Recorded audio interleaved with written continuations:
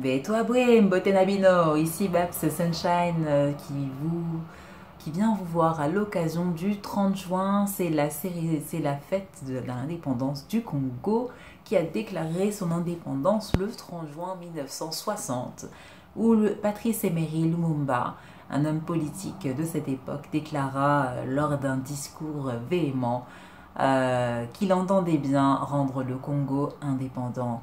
Et le Congo, mais qu'est-ce que le Congo? Le Congo est un énorme pays. Le Congo est une ancienne colonie belge, l'unique, hein, la seule et unique colonie belge qui a rendu la Belgique ultra riche et qui a été sa propriété pendant un an, dirigée sous la férule du roi Léopold II de Belgique. Avant cela, il faut savoir que le Congo faisait partie du royaume Congo, avant que la conférence de Berlin de 1885, qui en fait c'est une conférence où où la France, le Royaume-Uni, l'Allemagne, le Portugal, l'Espagne, et il me semble qu'il y avait, non, les États-Unis pas dedans, je pense pas. C'est une conférence en fait où ils se sont réunis pour découper l'Afrique et se diviser l'Afrique. Et le fait qui a donné en fait l'Afrique d'aujourd'hui avec les frontières que l'on connaît, raison pour laquelle, par exemple, entre le Mali et le Sénégal, vous avez des Soninké au Mali et des Soninké au Sénégal, raison pour laquelle vous avez une ethnie qui est partagée entre le Ghana et le Togo, sauf qu'au Ghana, ça a été colonisé par par les Anglais, du coup c'est une colonie anglaise où les gens parlent anglais. Le Togo, ça a été colonisé par les Français, du coup les gens parlent français, et pourtant la langue des deux ethnies sont proches. Pareil pour les Minas, je crois, qui partagent le Mina, il me semble que c'est une langue qui est commune à certaines ethnies béninoises et togolaises, parce que justement, comme les frontières n'ont pas été faites par les Africains, pour les Africains, forcément, il y a des ethnies qui sont coupées, des peuples qui se retrouvent d'un côté d'un pays et de l'autre côté. Mais c'est bien à ce niveau-là, on a le président du Bénin qui est en train de justement enlever ce système de frontières parce qu'il commence à comprendre, peut-être certains de nos présidents commencent à comprendre qu'en fait on n'a aucun intérêt à être séparés, divisés, au contraire on est une grande communauté et que c'est mieux de travailler ainsi, à l'instar de l'Union européenne qui a justement enlevé ses frontières et a créé son espace Schengen pour que les Européens puissent voyager d'un pays à un autre. Alors le Royaume démocratique du Congo est un pays riche, oui. Vous me direz, les gens vivent avec 2 dollars par jour, c'est pas... la population, elle, ne voit que la pauvreté, la population souffre, etc. Mais le Congo, en tout cas la République démocratique du Congo, est un pays riche. C'est un pays riche par son sol, par la quantité de ses minerais, le coltan, le cuivre, l'uranium, l'or, le diamant, ils sont en nombre et en quantité, raison pour laquelle c'est un pays fort convoité et raison pour laquelle il y a aussi de nombreuses guerres. Et donc, en plus de cette richesse au niveau minerai, elle a une richesse au niveau de son patrimoine naturel. Il y a le parc de Virunga qui est considéré comme le deuxième poumon de ce monde après la forêt amazonienne.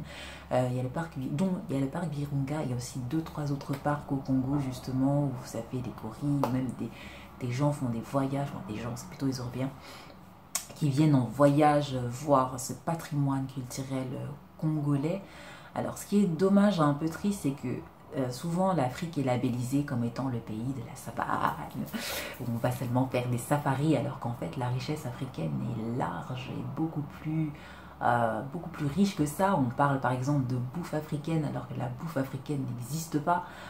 C'est juste que c'est parfois certains légumes, et ça je l'ai appris via une émission de Afro Cooking, vous irez voir leur Facebook, qui disait en fait que par exemple le manioc c'est le même plat, ou c'est peut-être le même plat cuisiné d'une autre façon, ou que c'est préparé d'une autre manière, ou qu'il y a un autre nom. Par exemple, moi dans ma langue, le pondu, on dit les feuilles de manioc en français, le pondu en lingala, moi dans ma langue on dit le matamba. Chez les Congo-Brazza on appelle ça le sakasaka, c'est le même légume. C'est le même légume, et pourtant voilà, certaines choses se retrouvent, mais certaines choses sont sont typiques, spécifiques au pays. Mais là, on n'est pas dans une émission cuisine, ça, vous irez voir Afro Cooking pour ça. Ils vous diront tout ce que vous aurez besoin de savoir sur la culture africaine, comment cuisiner, etc. Si par exemple vous êtes un homme, une femme d'origine africaine, marié à une personne d'une autre origine par exemple, et vous voulez retrouver les plats de chez vous, ou vous êtes curieux, vous voulez simplement découvrir, allez voir parce qu'ils font des choses quand même assez intéressantes. Et donc pour revenir au Congo, on a la richesse des sols, on a la richesse culturelle, on a la richesse aussi de la population, bah oui, parce la population a été recensée à 77,27 millions d'habitants en 2015. Alors certes, entre-temps, je pense qu'il y a eu beaucoup de naissances en 200, donc ça a dû augmenter depuis, mais malgré tout ce qui se passe, la population congolaise reste nombreuse et reste féconde. Un autre point positif de cette population. C'est aussi un pays grand par sa taille, 2345 millions de kilomètres carrés. Hein, c'est plus de 3 fois la France. C'est un très grand pays. C'est aussi un pays qui compte une certaine richesse au niveau de sa diaspora, hein, que ce soit en France, que ce soit au Royaume-Uni, que ce soit aux États-Unis, et dont les enfants actuellement de la diaspora sont en train de limite congoliser la sphère musicale, que ce soit, et la sphère visuelle même, que ce soit les sapeurs au niveau de leur style un peu coloré, spécial. Bon, après, on adhère pas, là n'est pas la question, mais ce sont des personnes qui ont fait un choix de vie qu'ils assument. Oui, qu'ils assument. On a Joe Ballard qui est un entrepreneur qui a créé quand même 2 boutiques en plein Paris, pour dire ce qui est. Je veux dire, cet homme-là vient du Congo et il s'est installé en plein Paris. Il a 2 boutiques en plein Paris. Donc monsieur mange de son activité, de sa croyance, de sa peur et de son activité en tant qu'il vend des costumes à des sapeurs comme lui. Monsieur vit de ça. Donc félicitations monsieur Joe Ballard. Il y en a aussi au niveau de la musique. Alors là en ce moment c'est le feu. En ce moment c'est le feu. Vous avez Damso, vous avez Hiro, vous avez Youssoufa, vous avez j'avais vu J-Max avec qui, vous avez NASA, vous avez Que Black, vous avez... Et ça c'est encore les de notre âge, ceux de la vingtaine. Vous avez auparavant les Fally, enfin auparavant non, maintenant même. Vous avez Fally qui fait des feats à gauche à droite avec Booba, avec Olivia il y a quelques années, avec, il me semble qu'il devait faire un feat avec R. Kelly, je sais pas s'il a été fait. Qui fait des feats avec, comment il s'appelle, comment il s'appelle, le Nigérian là, Flavor, voilà, Flavor. Vous avez Koffi Olomide dont la chanson Loi qu'à 20 ans aujourd'hui on la danse comme si elle était sortie depuis hier. Bon, il y a Écotité, mais je suis désolée, ça n'a pas la même valeur que Loi et Nico. Donc il y a Loi qui est connu. Je vous dis, j'étais à une fête de mon travail, j'ai demandé au DJ de la mettre. Je vous dis que des blancs la connaissaient, cette chanson. Des blancs la connaissaient. Pourtant c'est une chanson qui est sortie à 20 ans. Vous allez dans des soirées antillaises, ils mettent Loi. C'est pour vous dire. Et les gens dansent. Hein. Vous avez Werason qui a gagné aussi un Emmy Award suite à Techno Malewa. Il a gagné cet Emmy Awards aux États-Unis dans la catégorie musique africaine, etc. Donc nos artistes, oui, et au niveau au moment de la victoire de l'équipe congolaise, vous avez eu le fameux Fimbu de Wazekwa. Vous avez également des entrepreneurs congolais. J'avais vu il y a quelques années un reportage sur YouTube d'une jeune Congolaise qui avait ouvert un centre d'appel au Congo Kinshasa, son nom m'échappe, mais qui à la base est née en France, a fait ses études en France, est revenue au Congo pour justement construire son entreprise là-bas. Vous avez également tous les repas entre guillemets de la diaspora ici, qui ont grandi ici, qui reviennent au Congo, travailler, s'installer et qui justement apportent à l'économie congolaise. Vous avez également le salon Congona Paris qui a eu lieu le 27 et 28 mai dernier, organisé par une Congolaise de la diaspora qui, bon, on attend l'édition 2, mais en tout cas, voilà, vous avez des Congolais entrepreneurs et tous ceux qui vous disent que ouais, non, les Congolais c'est seulement la SAP, c'est seulement, ouais, ils savent que s'habiller ou sinon c'est BMW, donc Beer, Women and Money, ou je sais plus, je crois un truc comme ça. Dites-vous bien que ces gens-là n'ont pas rencontré l'étendue et la masse des Congolais parce que c'est un peuple riche, divers et variés, avec des coutumes, des langues variées, une richesse culturelle, une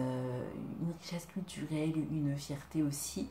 Euh, et l'une des choses que j'aime chez mon peuple congolais, c'est l'hospitalité. On est un peuple très hospitalier, c'est-à-dire que de base, on est du genre, et même comme mon père me racontait un peu l'histoire de la famille, l'histoire du Congo à son époque, lors de son enfance, les gens étaient bien, c'était vraiment, c'était pas comme maintenant, ils n'avaient pas la même situation que maintenant, où vraiment ils galèrent, auparavant c'était pas du tout comme ça. Pour vous dire, moi il y a 20 ans, quand en France on était encore en francs, j'avais un tonton qui venait ici, en France c'était un colonel je crois, quelque chose comme ça. Il venait ici en France, il avait le franc Zaïre, il était plus fort que le franc français. Du coup, les Congolais qui venaient en voyage ici en France avaient vraiment un pouvoir d'achat limite supérieur au nôtre. Donc c'est pour vous dire que le peuple congolais, vous le voyez comme ça, mais c'est un peuple vraiment riche, divers et varié. C'est pas seulement la maman qui va s'appeler Bijou. Bon, ça c'est aussi un autre truc aussi. Les prénoms. Les prénoms, bon, ça c'est notre marque de fabrique, je crois, parce qu'il y a, outre les Congolais, je connais pas d'autres peuples qui donnent certains de ces prénoms, mais c'est aussi une de nos marques, en fait, c'est aussi une de nos marques. Merveille, bijoux, Dieu merci, Dieu donné, etc. Voilà, c'est un de nos patrimoines, voilà, c'est comme ça. Comme en France, bah, aujourd'hui ça vous choque pas d'appeler quelqu'un Pierre, mais Pierre, c'est une pierre à la base. Ça vous choque pas, mais pourtant ça fait partie de. Aujourd'hui, quelqu'un va s'appeler Pierre, ça ne va pas, vous n'allez pas vous dire, mais attends, tu t'appelles Pierre comme la pierre. Hein? Non, ça fait partie de l'héritage français, des prénoms français appartenant à la culture française. Et bien dans la culture congolaise, on a des merveilles, on a des bijoux, on a du Dieudonné, on a des Dieu merci, on a des grâces, on a des Sarah, on a des Serena, on a des personnes qui prennent les prénoms de la Bible, certains les prénoms du Coran, selon la religion que vous prenez, d'autres les prénoms directement de nos langues, hein, Elikia, Kinya, bon, comme ça, Kalonji, Mukendi, bon après il y en a tant d'autres, on ne va pas les citer ici. Et voilà, le peuple congolais, et je vais terminer sur ça, c'est un peuple très entreprenant aussi. Que ce soit au niveau de la diaspora, que ce soit même au Congo, c'est un peuple très entreprenant. Ça, c'est un truc que j'ai remarqué. J'avais été au Congo, à Kinshasa, j'avais vu une dame qui faisait des beignets. Elle les vendait, mais mon Dieu, c'était tellement bon. Elle les vendait comme ça à la rue, elle les faisait là comme ça devant vous, elle vous les vend. C'était 5 $, quelque chose comme ça, je sais plus. Mais c'est un peuple entreprenant, c'est un peuple hospitalier, c'est un peuple, je peux vous dire, moi je vous invite vraiment, si vous êtes congolais, allez au Congo, voir par vous-même. Je sais que pour certains d'entre vous, on vous a dit, ouais c'est dangereux, oui mais il y a la sorcellerie parce qu'on vous dit que bon, les gens là-bas mangent les autres.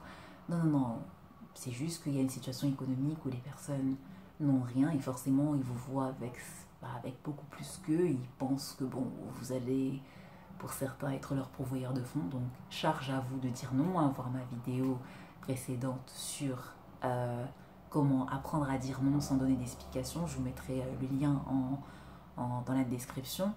Et surtout, allez au Congo, visitez, voyez, sachez qu'on a des merveilles. Nous, on est parti. Lorsqu'on est parti, les tontons nous ont appris qu'à Goma, il y a la possibilité de voir l'aurore boréale et qu'en fait chaque province congolaise a son charme, a son truc en fait, qu'il faut juste aller visiter. Bon, en ce moment la situation est un